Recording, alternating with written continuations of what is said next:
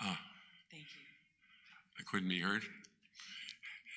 Yesh Kochavim, there are stars out tonight. And I think the words, in whichever language you listen to them, are particularly appropriate to today.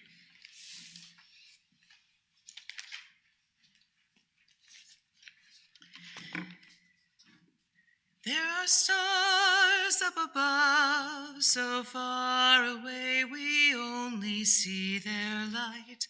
Long, long after the star itself is gone. And so it is with people that we loved. Their memories keep shining ever brightly, though their time with us is done. But the stars that light up the darkest night, these are the lights that guide us as we live our days. These are the ways we remember,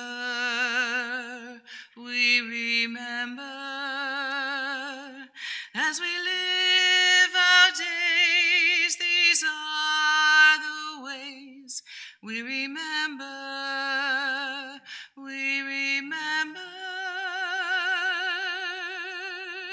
יש כוכבים שאורם מגיע ארצה, רק כאשר הם עצמן עבדו ונם.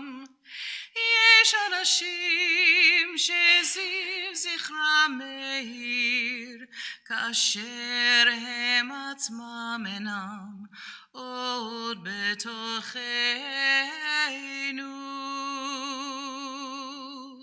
אורות אלה המבהיקים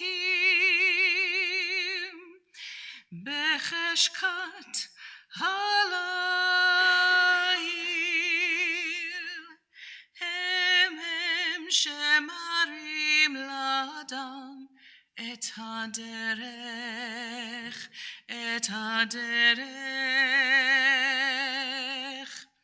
הם שמראים לאדם את הדרך,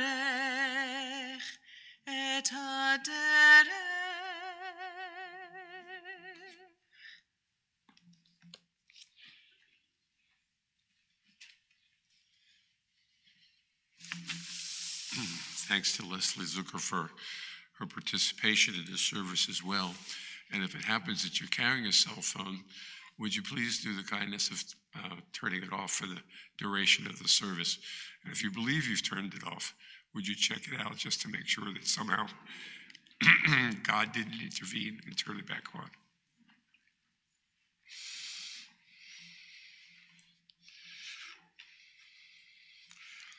God, what are we that you have regard for us? What are we that you are mindful of us? We are like a breath, our days as a passing shadow.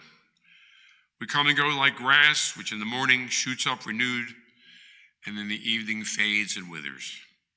You cause us to revert to dust, saying, "Return, O you mortal creatures." Would that we were wise, that we understood whither we are going. For when we die, we carry nothing away. Our glory does not accompany us. Mark the wholehearted, behold the upright. They shall have peace, God. You redeem the souls of your servants, and none who trust in you shall be desolate. This reading is from the Jewish sage known in our tradition as Ben Sirach, in Christian tradition, Ecclesiasticus. Do not fear death. We are destined to die. We share it with all who ever lived and with all who ever will be. Bewail the dead. Do not hide your grief. Do not restrain your mourning. But remember that continuing sorrow is worse than death. When the dead are at rest, let their memory rest, and be consoled when the soul departs. Death is better than a life of pain, and eternal rest better than constant sickness. Seek not to understand what is too difficult for you. Search not for what is hidden from you. Be not overoccupied with what is beyond you, for you have been shown more than you can understand. As a drop of water in the sea, as a grain of sand on the shore, are man's few days when measured in eternity. The good things in life last for limited days, but a good name will endure forever. The Psalms, many of them, are dedicated to this moment or inspired by this moment, the moment of loss, the moment in which we remember those who brought us in love to this point, and yet physically they're no longer accompanying us. You have a copy of Psalm 23 if you picked up one of the booklets outside, and if you have a copy and you want to join with me, please do. It's a slightly different translation if you're my age from what you learned at school, but it's still Psalm 23. Adonai is my shepherd, I shall not want. God makes me lie down in green pastures, leads me beside still waters, and restores my soul. You lead me in right paths for your name's sake. Yea, even when I walk in the valley of the shadow of death, I will fear no evil, for you are with me. Your rod and your staff, they comfort me. You have set a table before me in the presence of my enemies. You have anointed my head with oil. My cup overflows. Surely goodness and mercy shall follow me all the days of my life, and I shall dwell in the house of the Lord forever.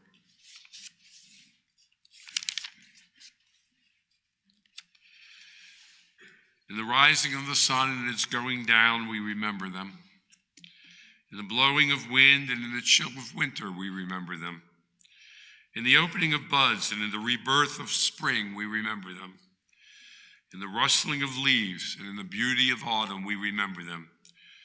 In the beginning of the year and when it ends, we remember them. When we are weary and in need of strength, we remember them. When we are lost and sick at heart, we remember them. When we have joys we yearn to share, we remember them. So long as we live, they still shall live, for they are now part of us as we remember them.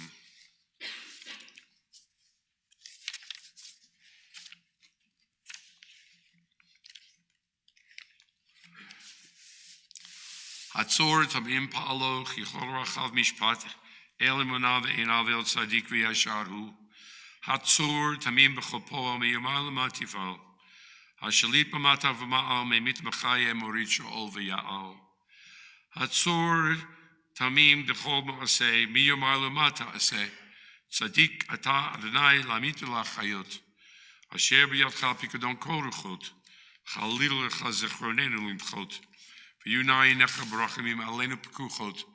Kidlcha adon rachamim v'haslichot. God is sure, our immovable rock. All God's work is upright. Who can say, what is it that you do? The eternal governs what is above and what is below, overseeing both the valleys of death and the heights of life. God is sure, our immovable rock. Who could say to God, what will you do?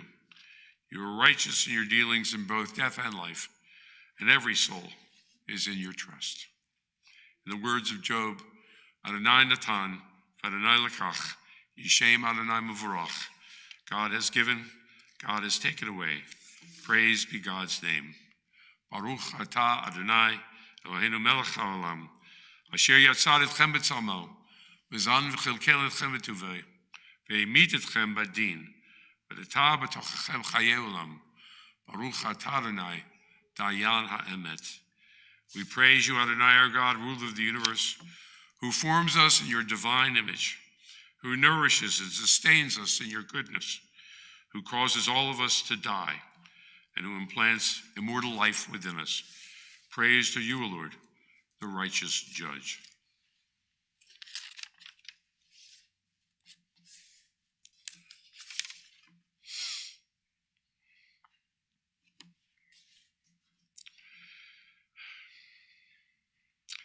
The dust returns to the earth as it was. The spirit returns to God who gave it. It is only the house of the Spirit placed within the earth. The Spirit itself cannot die. We pray that God has received the soul of our departed Phillip Brown. Grant him that everlasting peace which you have prepared for us in the world to come.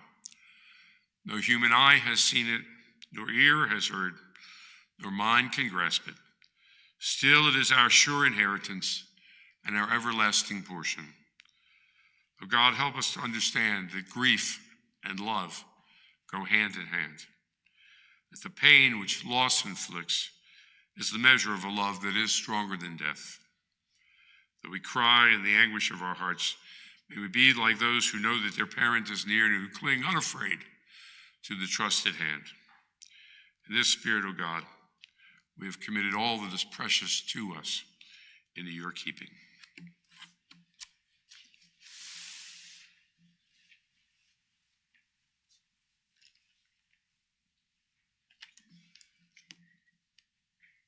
Adonai roi lo exar binenot sheyar bitzeni al memnu kol tienahaleni nafshi eshovev ינחיתם ומגל צדק למען שמו. גם כי אלך בגיא צל מוות, לא אירא רע, כי אתה עמדי. שבטך ומשענתך המה ינחמוני. תערוך לפני שולחן נגד צורריי. דשנת בשמן ראשי כוסי רוויה. אך טוב וחסד ירדפוני כל ימי חיי. ושבתי בבית אדוני לאורך ימים.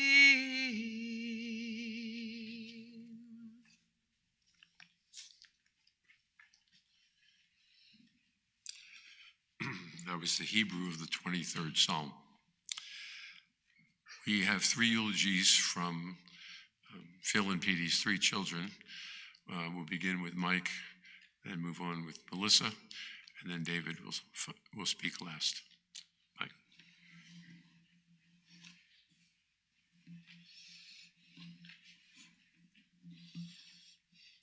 Just stand and speak. The mic will get you. Thank you all for coming today to honor and remember our father. Randy Travis sang, "It's not what you take when you leave this world behind you. It's what you leave behind you when you go." Those lyrics have hit home lately, so I'd like to share a few memories of what it's like to be on a road trip with my dad. He was a loving husband, father, son, brother, grandfather, and more. He was also a lawyer, woodworker, runner, cyclist, and world traveler, just to name a few. He built an amazing dollhouse for my sister, an impressive set of shelves when my brother and I got serious about collecting beer cans, and the world's biggest computer desk. He rode his bike like a boss, whether biking across Kansas, Iowa, Missouri, Austin, Morocco, Belgium, or France. He did so with passion. Growing up, though, I have several distinct memories. Many came from traveling with him, and let's look at a glimpse into road tripping with my dad. He had a knack for finding hotels, a special skill, really. If it was cheap, he would find it. Growing up, we stayed in some of the seediest dumps the country had to offer. From the old Seymour Hotel in pre-Giuliani Times Square to the Skyview Motor Lodge in Frisco, Colorado, he had an affinity for the 1950s era motel. You know, the one with the dirty swimming pool in the middle of the parking lot? Yeah, that's the place. As an aside, some of that trait certainly rubbed off on me. I have stayed at both the Hacienda and the Stardust Motor Lodge. Yes, I said Motor Lodge. Not the main hotel, but the motel in the back in the parking lot behind it. Although I've long suspected that may have been a distinction without a difference at those properties. Our family trips had lots of memorable moments, from the outhouse at Laura Ingalls' childhood home in Mansfield, Missouri, to the well at the McCormick Distillery in Atchison, Kansas, to the Hillbilly Golf in Gatlinburg, Tennessee, the truck stop in Georgia where they left me behind on a road trip, to the jar of mussels left in the sun in the back of a station wagon that were collected in Florida and most definitely dead by the time we got home. Or the several nights we spent at the Wheel Inn in Waukene, Kansas, waiting on a radiator hose to be brought from Hayes. But his crowning accomplishment, getting a front row parking spot at Walt Disney World. We were so close. Luck was certainly shining on us that day, Christmas Day, the one day of the year back then that Walt Disney World was closed. And so much more. There are specific memories I have from almost every trip. He kept that up when traveling the world with Mom. They had incidents in Manila and Crete and so on. Dad was an avid skier and a very good one. He and I drove over Rabbit Ears Pass through a whiteout blizzard. We clearly should have stopped, but hey, we were making good time. His road trip cassette tapes were always playing on the radio, and even today when Dr. Hook sings on the cover of the Rolling Stone, it always reminds me of those trips. We've been stuck on Boreas Pass Road high above Breckenridge and nearly burned down a condo making fondue. For years, there were two runs that taunted us: Outhouse connecting Winter Park and Mary Jane, and Pagliavicini at Arapahoe Basin, the steepest run in North America. Both were extremely difficult, and I'm proud to say that before he quit skiing, we had the opportunity to ski them both. Unfortunately, after gaining newfound confidence himself when finishing Outhouse, he coaxed Mom into doing the same run. And that was when she blew out her knee, but that's another story. Sometimes he would insist on staying at the house his good friend George built in his basement in Denver piece by piece and assembled on site in the middle of nowhere near Bailey, Colorado. If you haven't heard of Bailey, that's because it's an hour from anywhere. But it was free, Dad would say, although I really think he loved that place. He loved old Colorado mining towns like Georgetown and Idaho Springs, Empire and Granby. He would always make me stop at Loveland on our last day. If you haven't skied Loveland, it's a fine mountain with good terrain, and it was cheap, really cheap. Basically, Loveland Mountain is a truck stop on I-70 above the Eisenhower Tunnel, only without the gas station. Instead, they had chairlifts and a mountain. He loved it, and skiing was good, and it quickly became a tradition for us to get a head start on the drive home, as he would say. In addition to alpine skiing, he and I share a love for the Wisconsin Badgers. From my first visit to campus in 1984, I knew I wanted to be a Badger. He showed me all the highlights: the bird and the turtle effigies on Observatory Hill, the corner of Henry and Langdon Streets where he threw up on his shoes the night he was voted campus clown, the apartment where Mom lived when they met, and even where he stood just across the street waiting so he could just happen to run into her on her way to class. You know, everything. The Memorial Union and the Hoofer Lounge specifically were places that we both loved. Rest assured, all of these were among our first stops when I first took Trish to Madison, and then again when Megan and Molly came. Tradition and all. One of my sophomore years, he encouraged me to take a Shakespeare class from a professor, Helen C. White. He said she taught him Shakespeare in the 50s. and he really liked her. I had to break the news to him that while she wasn't teaching anymore, she was still a library, and tried to reassure him by saying I really liked sleeping there. They had comfortable chairs. Our first game in Madison in '84, Altoon was a senior wide receiver for the Badgers, and it snowed all morning and throughout the game. The fans were energized and having snowball fights throughout the game, and anytime Toon would catch the ball, we thought they were booing. We quickly realized what they were really saying, but that didn't matter. It became a running joke for us forever. Then there was the time he got the flu and we had to cancel a ski trip. That caused a series of unfortunate consequences, most of them for Melissa, who decided to throw a party for Shawnee Mission East High School that weekend since Mom was away visiting family. Ever the trooper, Dad bought a case of beer and some Coke and took me to see a movie at the Uptown Theater. We saw Richard Pryor live on the Sunset Strip because what else would you do with a 12-year-old when he couldn't be home while his sister threw a party? For over 3 decades, Dad and I went to Madison and saw the Badgers play together. We saw some big games. We were there when Ron Dane broke the rushing record. We went to ESPN's game day that morning, and we also went to the Rose Bowl. Trish and I got engaged before that Rose Bowl in the shadow of the iconic stadium. Dad took the perfect photo of the moment Trish opened her engagement ring that had just been brought to her by Bucky Badger. But for me, there's one memory that stands above them all. It was in 2005. He, Mom, and I all went to Washington, D.C. together. We stayed at the Watergate Hotel, his favorite place to stay when he was working there. The doorman held the door and welcomed him by saying, "Welcome back, Mr. Brown," and I really think that made his day.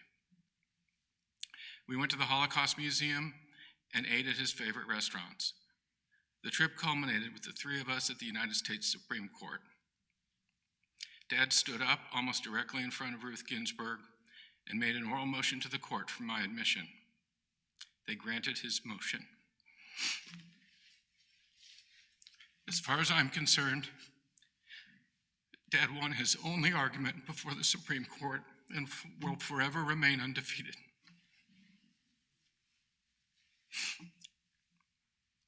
More recently, he has shared with me a lot of memories that he had. All of them involved Mom. He was genuinely happy recounting those memories, and I'd like to think he's back with her now. I also hope that where he has found one hell of a library. He was always reading and learning. He held a particular affinity for history and politics, with a good amount of fiction, and even the textbook from one of my classes thrown in for good measure, a history class, History of Pseudosciences and the Occult, or as I called it, Witchcraft and Sorcery. I believe his lust for learning sprouted and grew during his time at Wisconsin. As the memorial fountain reminds us, the Board of Regents in 1894 said, "Whatever may be the limitations which trammel inquiry elsewhere, we believe the great state University of Wisconsin should ever encourage that continual and fearless sifting and winnowing by which alone the truth may be found." That describes my dad. May he forever be sifting and winnowing in his endless quest for the truth. On Wisconsin, Dad.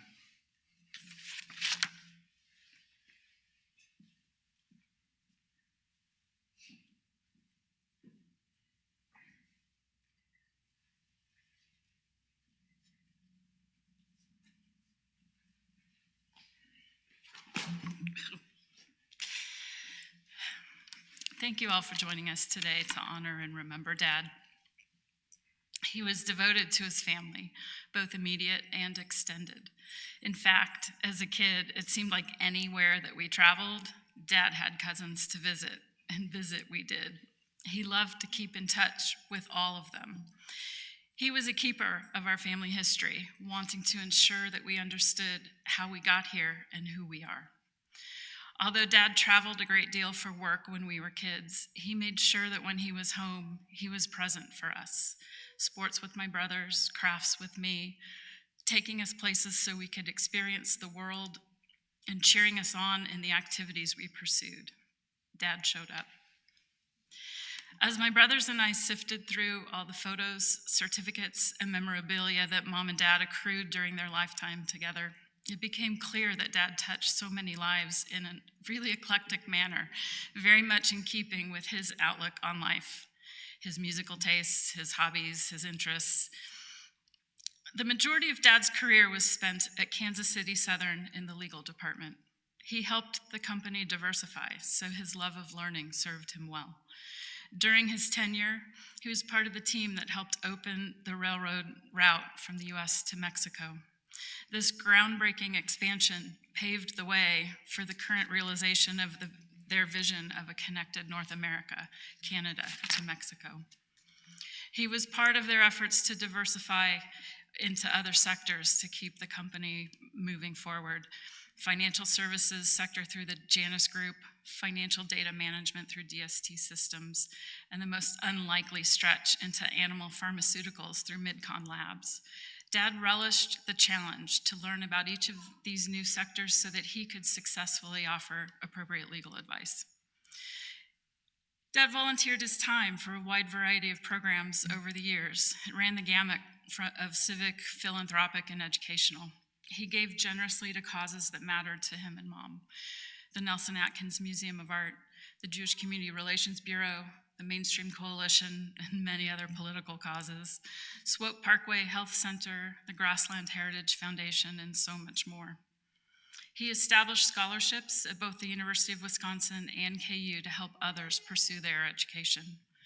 His work was quiet, but the impact lasting. For example, the Grassland Heritage Foundation was one of his passion projects. He spent 7 years working to preserve a 300-acre tract of never-plowed tallgrass prairie here in Olathe, partnering with the Nature Conservancy to transfer the land to the Kansas Department of Wildlife and Parks in 1990 to protect it for posterity.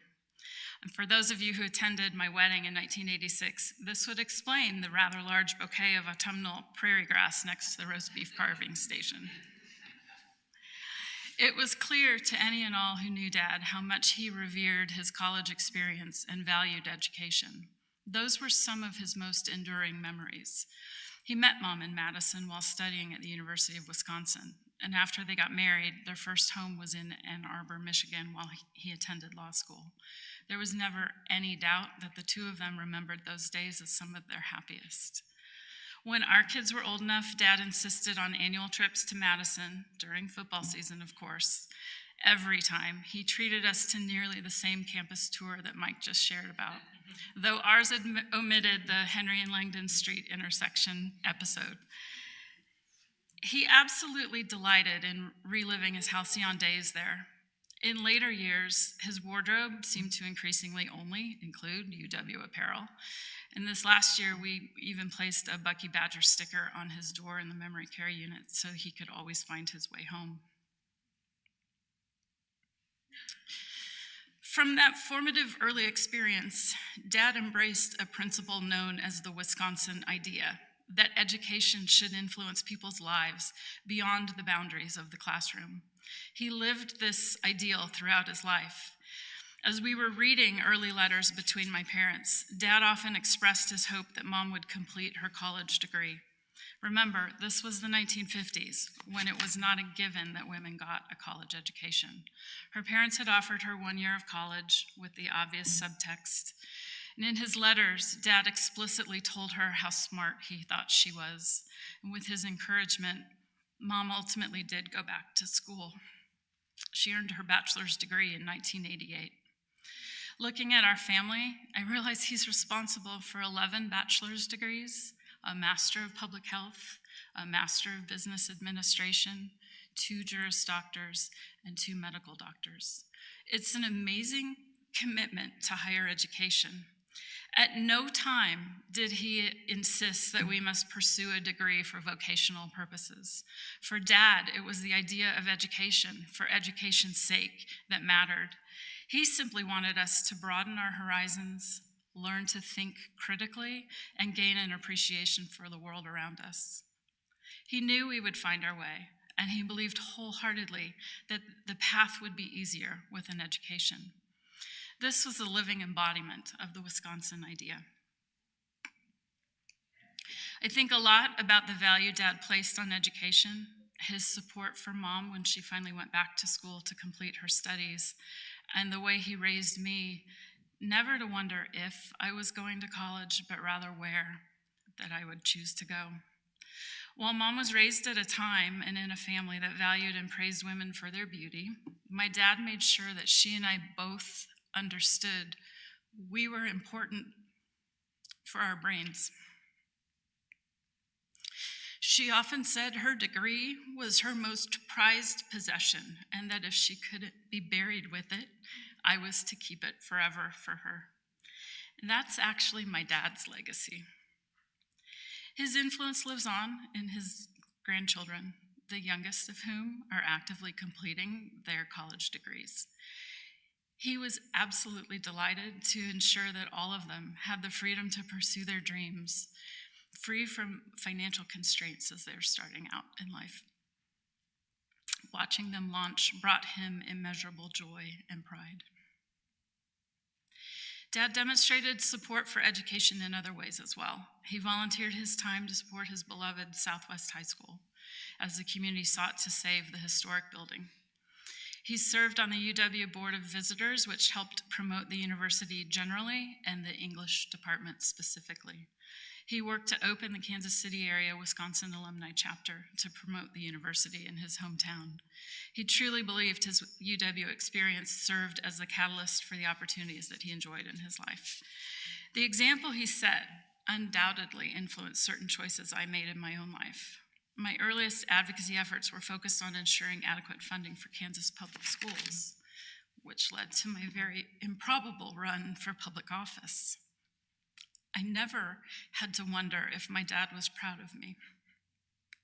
To this day, I keep his portrait in my Topeka office to remind me of those values that he instilled in me and his unwavering belief in the power of public education.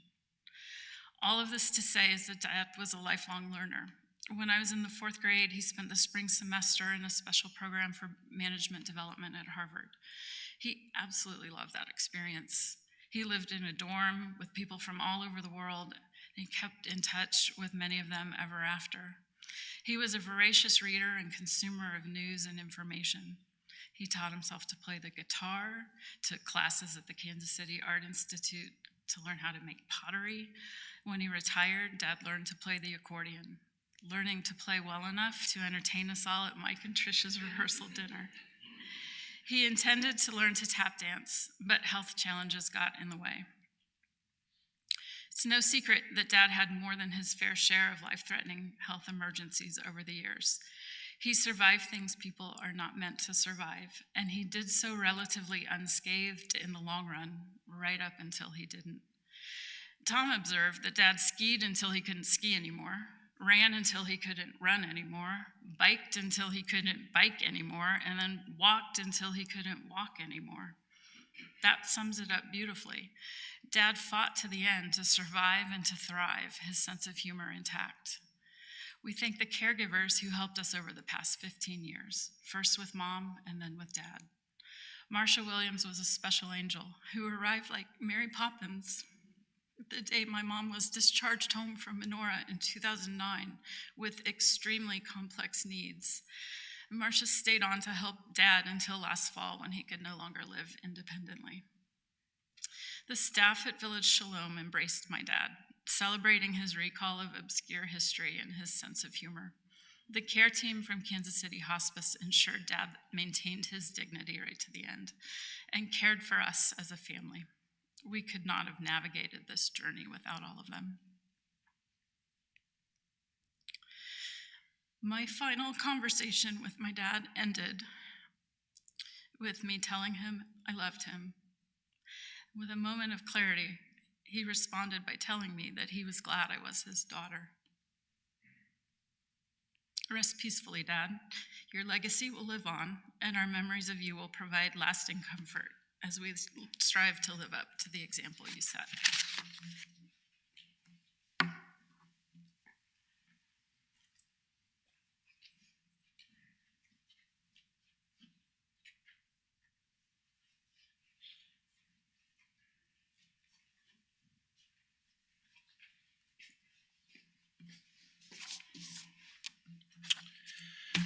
I always knew Hillary Clinton and more recently Kamala Harris weren't going to be elected president because growing up, Dad always made it clear Melissa was going to be the first woman president of the United States. Mike was the precocious and gifted one. As for me, I had potential. For me, there was always something Dad thought that would be good for me. When I was 9 years old, he thought it would be good for me to go to summer camp. Dad used to joke that the only way he knew what I did at camp was listening to me describe all of the things I hated about it. There was a period from 6th grade to my sophomore year of high school when we moved, and I went to 4 different schools in 5 years. By the time I went to Shawnee Mission North, I finally had some continuity, and I was very happy there. Then the board approved a boundary change, and Brookridge Drive moved from North to East District. I asked Dad if he would put in a request for me to stay at North, and he said he would. I found out from the baseball coach midway through the season that my request for transfer had been denied. Many years later, Dad finally confessed that he was the one that had torpedoed my request to stay because he thought going to East would be better for me. Undoubtedly, having Shawnee Mission East on my academic resume was the deciding factor in my acceptance to Johnson County Community College. Before I went to MU, Dad encouraged me to join a fraternity. I proceeded to spend the summer declining one invitation after another to fraternity social events and reluctantly receiving a steady stream of visits from fraternity rush representatives. Every time someone would come to the house, Dad would appear and announce that he had one question: do you still haze pledges? Of course, the answer was always no, but I suppose that depends on what one's definition of hazing was. He would tell me not to worry about it. Shortly before I left for MU, the movie Animal House premiered, and Dad told me, if you want to know what hazing and fraternity life is, you should go see that movie. For Dad, it was a nostalgic walk down memory lane with lots of great memories. For me, that movie was a horror show. Needless to say, my fraternity experience didn't go well. I graduated with a bachelor's degree in psychology and was leaning towards pursuing a master's in psychology and hopefully a PhD.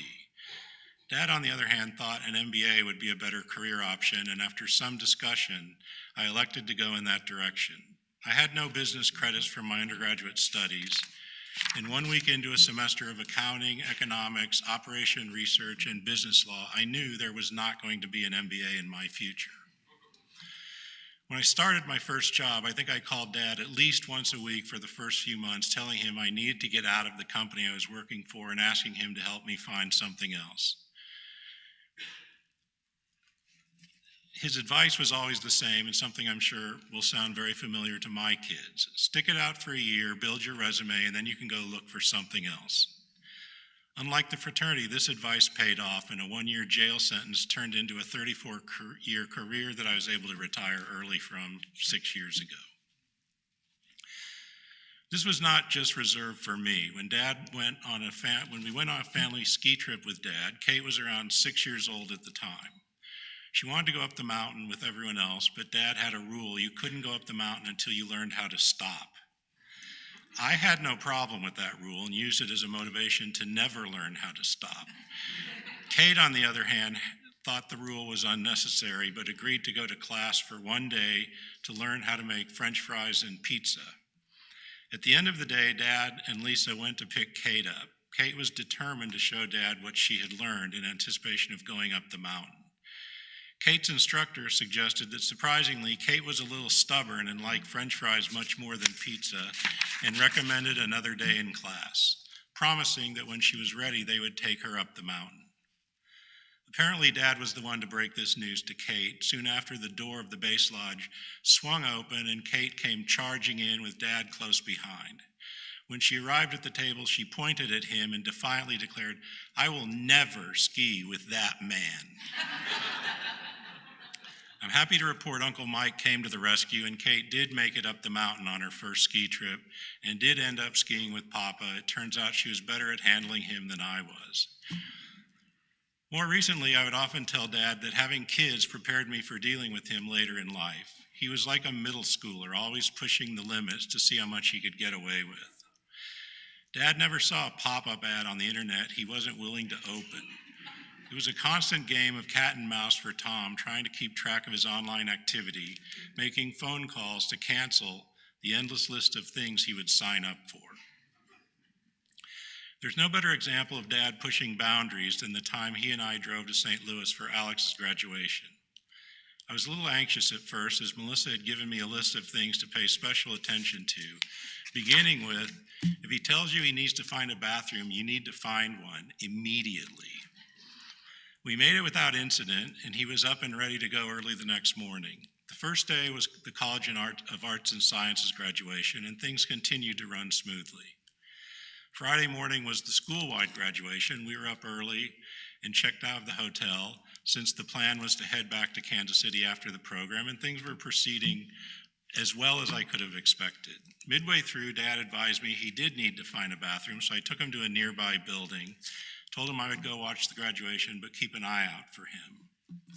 10 minutes became 30, and I went to go look for him. I found him sitting on a bench close to the door, reading a book he had seen on a shelf that he thought looked interesting. I reminded him that we were there for the graduation, and we went outside. About this time, the graduation had just ended, and Alex and his friends were walking towards us on the way to pick up their diplomas. Things always had a way of working out like this for Dad. We decided to go to lunch before heading back to Kansas City. On our way, Dad informed Alex and I that he wouldn't be returning to Kansas City with us. Instead, he was going to stay in St. Louis for the weekend with a high school friend he had reconnected with through his Southwest High School preservation activities. My initial response was something along the lines of, "Ha ha, very funny," but he assured me he wasn't joking. And right about then, his phone rang, and he handed the phone to Alex to give directions where to meet to drop him off. I went through the necessary line of questions. Who are you meeting? How do you know this person? Where are you staying? Do you have enough clothes for the weekend? How are you getting back to Kansas City? And who is picking you up when you arrive? Apparently, this had been in the works for a while, and Marcia was in on the plan, and it helped with all the details. But really, these questions were secondary to my primary concern, which was, what the hell am I supposed to tell Melissa? Dad told me not to worry about that. He would handle her, which in Dad speak meant he wasn't going to tell her anything, and if exposed, he would make jokes and provide the bare minimum amount of information. And so I drove home, hoping I could make it through the weekend without talking to Melissa until he arrived home safely. But late Saturday afternoon, I got the call. I answered, and Melissa went straight to the point. "Have you talked to Dad today? I've been calling, and there's no answer." It's a good thing I've never been entrusted with state secrets, because one question I sang like a canary. I don't remember Melissa's exact response, but I imagine it was something along the lines of, "I give up." We said that a lot when dealing with matters related to Dad, but of course we never did. And he always promised not to do things like that ever again without telling us, but of course he did. For Dad, just living life wasn't enough. He wanted to experience it and all it has to offer, and he packed as much into his 88 years as possible. And I'm sure he would tell you it wasn't nearly as much as he wanted to. I don't know what happens after we die, but over the past few years, I find myself hoping there is something. And if there is, I hope there's a brand new bike waiting for Dad with all the latest gadgets that he can ride as far as he wants, as often as he wants. For Mom, I hope every day is like the first day of the Plaza Art Fair. And someday I will visit them, and when I do, I have no doubt Dad will have a new list of things for me to do that he thinks will be good for me. And I will happily receive the hug Mom has waiting for me, because no one gives hugs like my mom.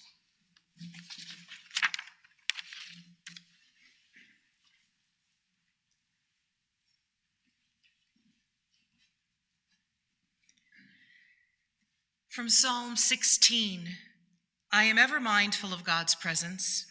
God is at my right hand, and I shall never be shaken.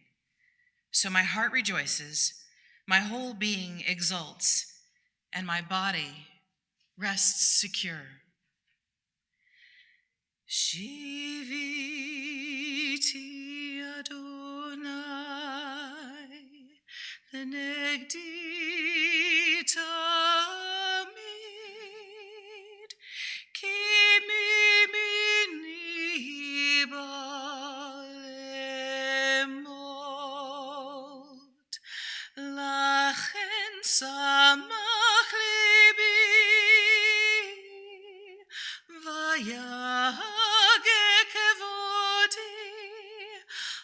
Bessari, Ishkon lavetach.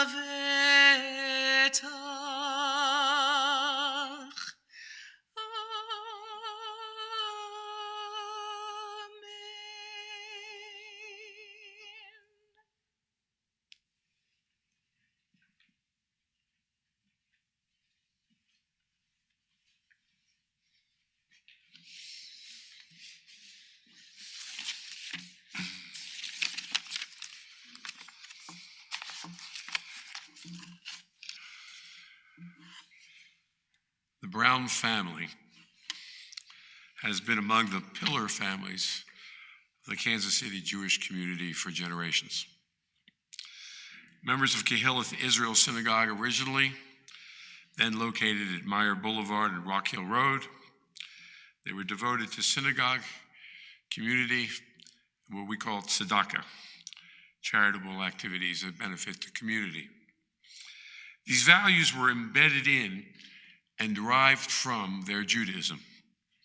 Judaism demanded of those with the means and the brains that they provide for the community welfare in beliefs and in deed. The American Jewish post-Holocaust generation that went to college in the 50s inherited both traditional values and also set out to determine their own life path, abandoning some of the strictures of religion. As such, they pursued a college and often a graduate school education. They took professional jobs, provided for the community, but not in the pattern of the immigrants who had preceded them.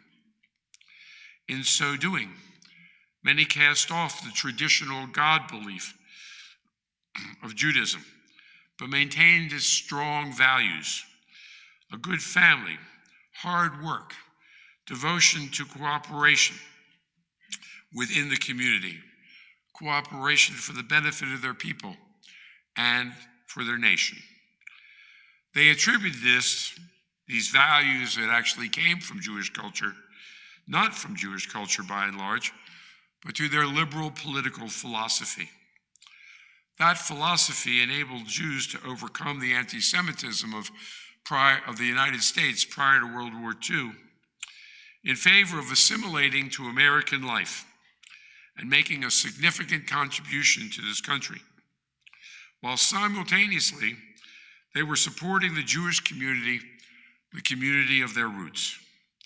Fairness often was their pursuit, as well as having the Jewish people who had come here from the Holocaust not repeat the European Holocaust that had occurred early in their lives. Rabbi Meyerberg, the sainted rabbi of Bnei Yehuda in the 40s, 50s, 60s, early 60s,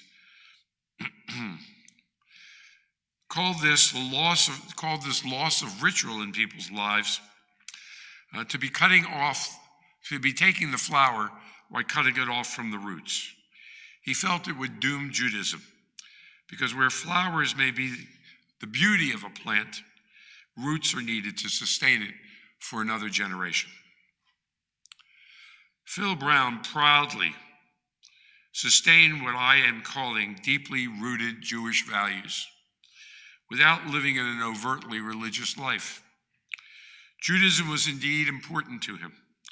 It was expressed clearly through the value structure of Judaism: family, education, community, which he exemplified every day of his adult life. Phil lived an extraordinary life of purpose.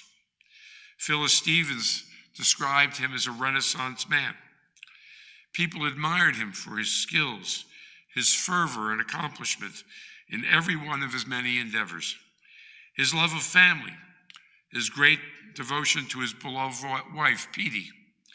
Somehow, I don't know exactly how, Phil lived these values in both the Jewish and general communities and had an impact in each area where he focused his activities. It's an extraordinary legacy. Phil did not brag about his impact at all. He just pursued his values and let those actions speak for themselves. David, Melissa, and Mike spoke about their father's love of family. Phil traveled extensively for his job as general counsel at KC Southern Railway, and yet was there for family.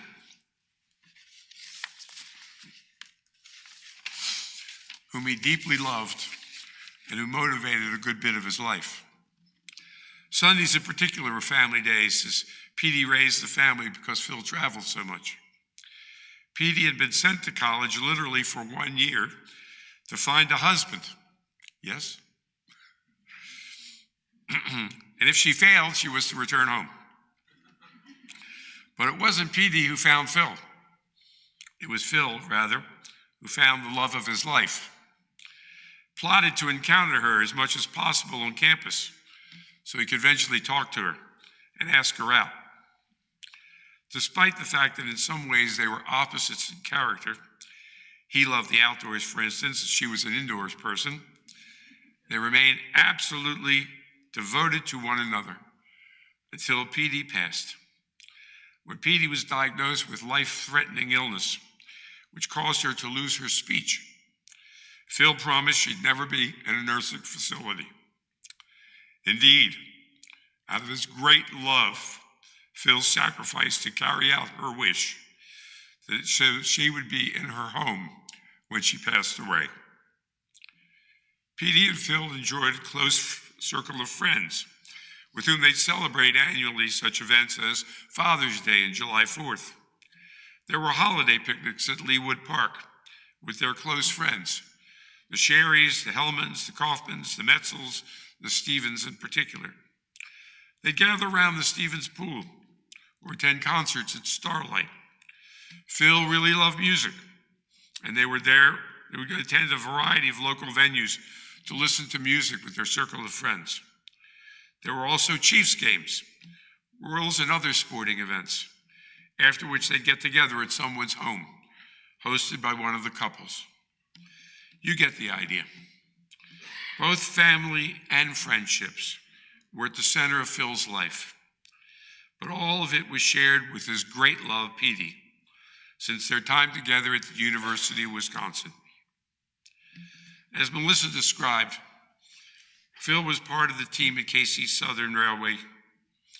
By extending the railroad to Mexico and Canada, they made KC Southern the means of shipping from Canada to Mexico, as well as putting it in a position to thrive when other lines disappeared. It was a bold move, required imagination, and a great deal of skill. It was not guaranteed for success, but it made an enormous difference in the fate of the company. Eventually, KC Southern was bought by Canadian Pacific to become CPKC. No small feat, combining two relatively small railroads that complemented one another. Phil's work on the team helped to set KC Southern up for success.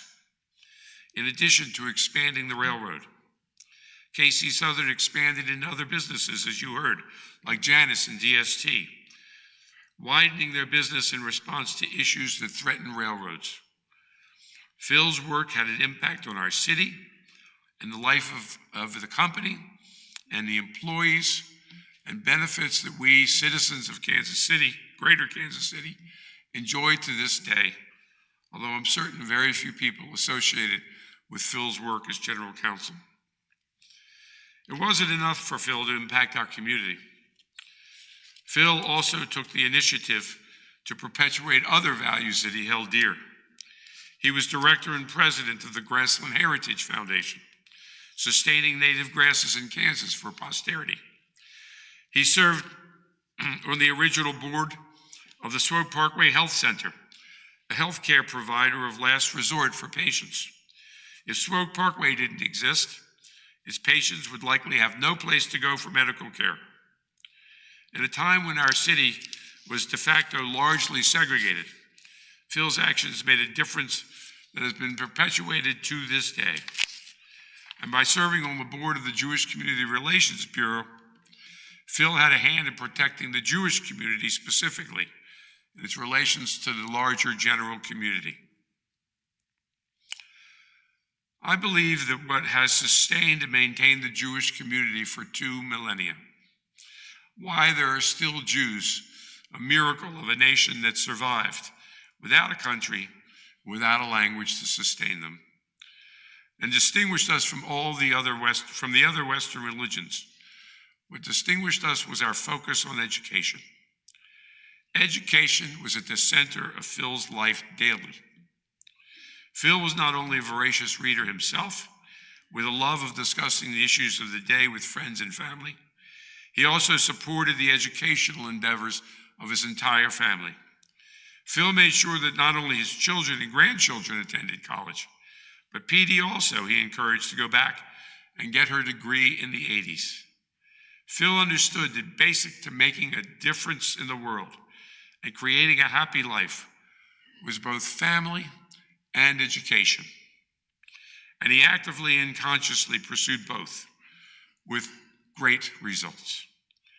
Possessing a dry sense of humor, Phil may have been a bit over the top sometimes with his perspective on things, but he devoted himself to making his values real in other people's lives, a legacy that lives on through his children, his grandchildren, and this community. Part of Phil's love of learning was his absolute love and devotion to the University of Wisconsin. He founded the Alumni Club in Kansas City and took his family back often to the university and Badger games.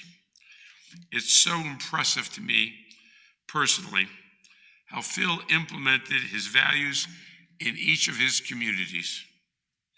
As a Blue Dog Democrat, he walked with Melissa to canvass for Mike White years ago. He supported the Democratic Party and furthered their values through his volunteer activities as well as his financial contributions. Until recent years, he seemingly possessed unstoppable energy. Despite his own health difficulties that started with him falling off of a ladder and hitting his head in his early 40s, and then followed by a heart attack in his late 40s. Phil underwent numerous heart procedures, but then returned to his life of exercising, running, walking, biking, skiing, everything with considerable skill and dedication. Certainly his living such a long life is in part due to his love of living and his constant exercise to maintain his health. This was a man who was a quiet model for how to achieve and benefit others, including the community, day by day. He had a wood shop, played guitar, made a candle with Melissa, skied with Mike, took the family on excursions to out-of-the-way places that they'd otherwise never see, and so much more. You've heard many of the memories. His mind was always working, challenging and achieving results. He leaves a legacy, not only of achievement, but a legacy of values as they're adapted to the modern world. As Phil inherited these life-sustaining and community-building values from our Jewish tradition and from his family, the Brown family, so they comprise his legacy to his children, his grandchildren, and his great-grandchildren. To his 3 children, David and Deanna, Melissa and Tom, Mike and Trish. His grandchildren, Lindsay and Ted, Alex, Jack and Kristen, Kate, Megan, is it Megan or Megan? Megan Good, Molly and his great-grandson, Malcolm. You have possessed a treasure, to be remembered with gratitude, to be emulated with caring. I'm certain there were moments of difficulty that happen in every family.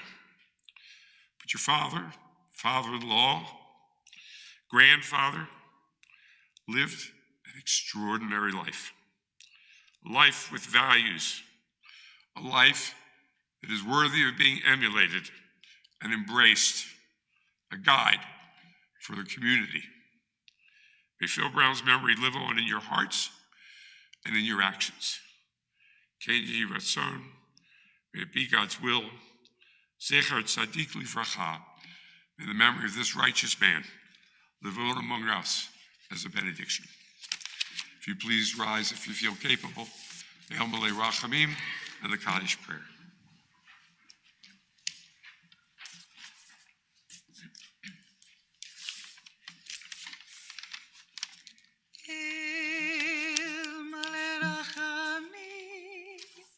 Shochin baromim, amse merucha nechona, tachat kanfei hashchina, im kedoshim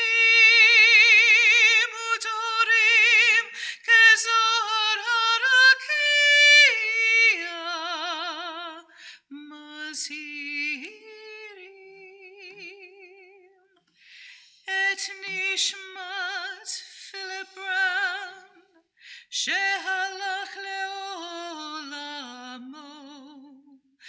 bar harachamim, yas Yisrael beseter kenafav leolamim, bitzror hachayim et nishmato. Adonai hu nachalato,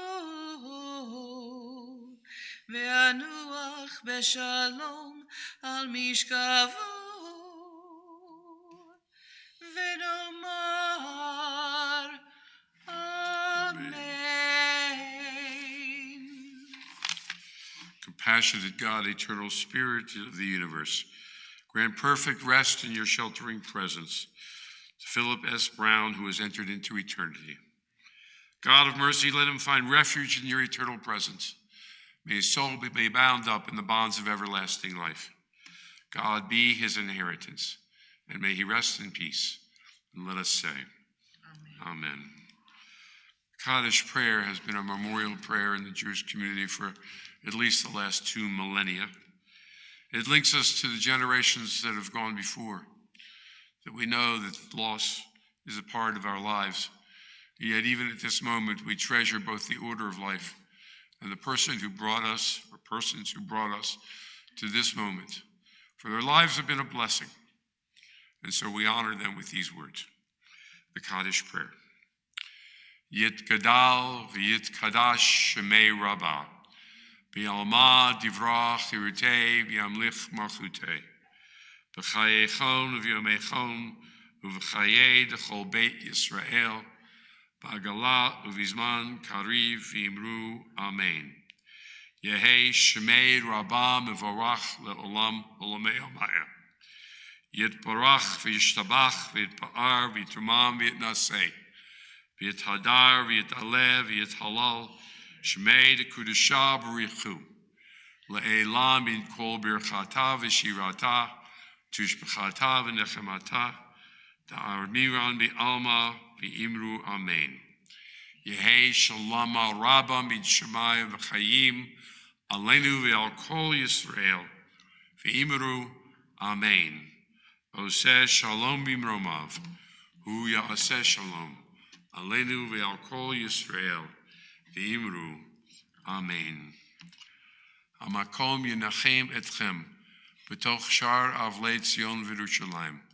May God grant you consolation amidst all who mourn in Zion and Jerusalem. Our service is complete. You may go in peace. Please feel free to stay in the foyer and be a community. Talk to one another.